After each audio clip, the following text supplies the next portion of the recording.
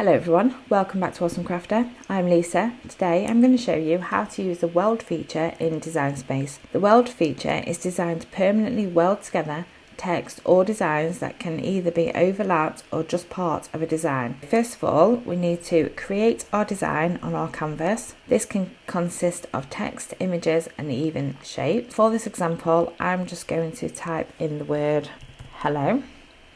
And now what I'm going to do is I'm just going to change my text and I'm going to use the text blonde unicorn.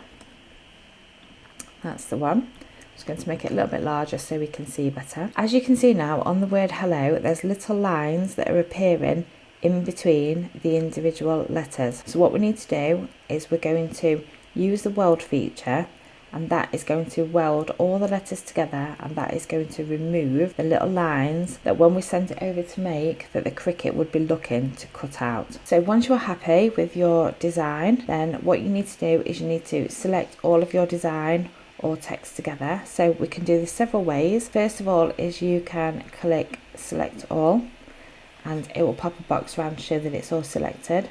If you wish to make any changes at this point or you're not happy, click on deselect. The other way is we can just drag a box around it and that again has selected it all together.